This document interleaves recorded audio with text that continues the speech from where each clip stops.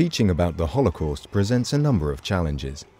At the Bluecoat School in Oldham, Sarah Hall uses a timeline to contextualise the subject with her Year 9 class. What happened and why these things happened. She uses materials and ideas researched and created by the Holocaust Education Development Programme, part of the Institute of Education. In the lesson we look at the chronology of the Holocaust so that the pupils could contextualise the historical events from 1933 through to 1945 by looking at victims, but also looking at laws that came in and how the actual Holocaust itself evolved over time. How might a timeline help us understand historical context? Kyle? It might show the main points so we understand what's going on through all of it. Excellent. It's going to give us, isn't it, a visual overview of what happens at particular stages so we can understand it in a bit more detail. OK, I'm going to give you a pink card here, and on the front of it there is some information about a victim. Once you get your card, start to think about that question there. What happened to the individual and why?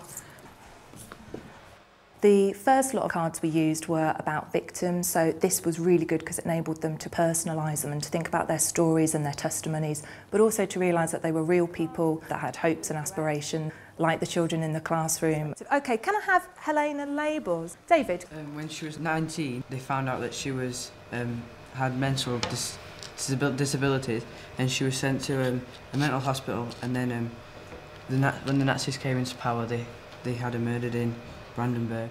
So this was someone again who perhaps is maybe slightly different to what we would normally think of as a victim. This lady had a mental disability or a mental disorder. OK, what I'd like you to do is to find out the date of when the person died. I'm going to ask you to go and put your cards onto the board. So people from Taylor to M, do you want to pop up and put yours on for me? The cards that we used in the timeline activity are colour-coded, so they're different colours for different aspects, and that really helps the pupils, but also because they got up and put the things onto the timeline, they could actually see the kind of visual chronology of the Holocaust happening in front of them.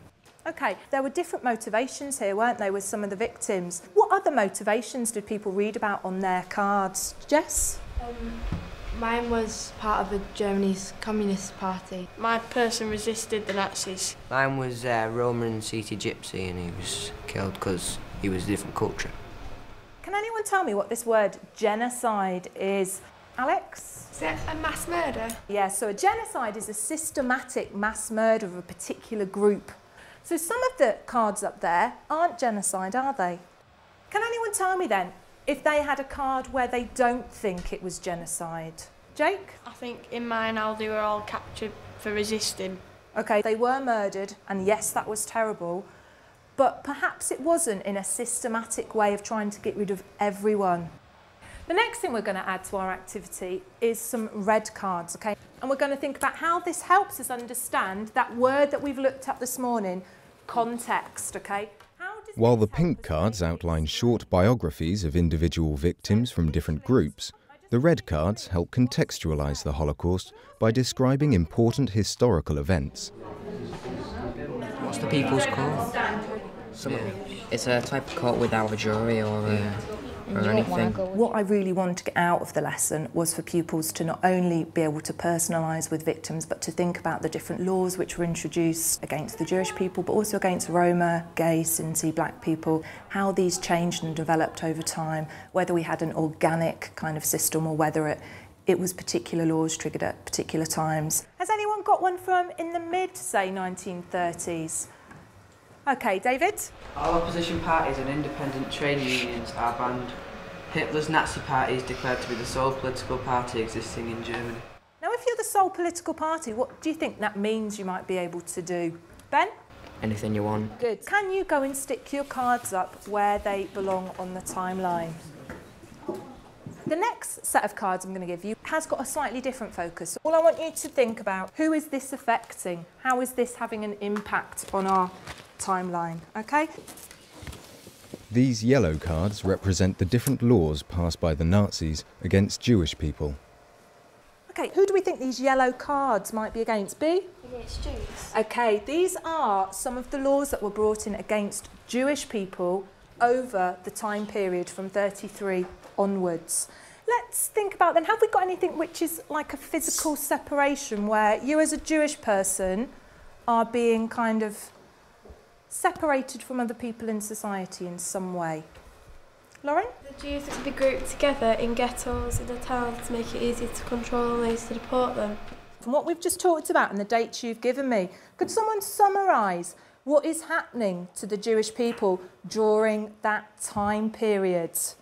Hannah? Were they gradually leading up to the mass extermination, but they were cutting them off from day-to-day life and gradually getting worse? Yeah. OK, so we've started off, haven't we, in 1933 with people being separated and inconvenienced in their lives. And it's got gradually worse, hasn't it, as we've gone through the time frame until we get to the mass extermination, which we're going to look at starting in kind of 42 and 43.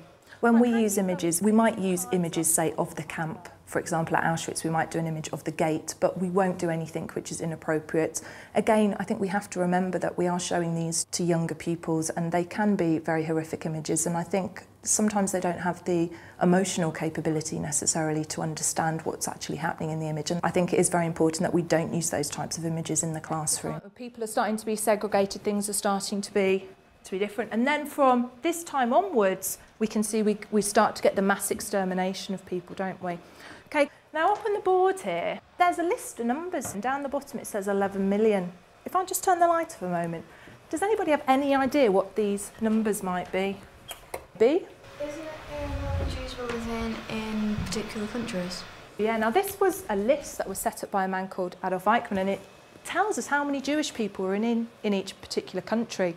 So what does that tell us about what they were planning maybe to do?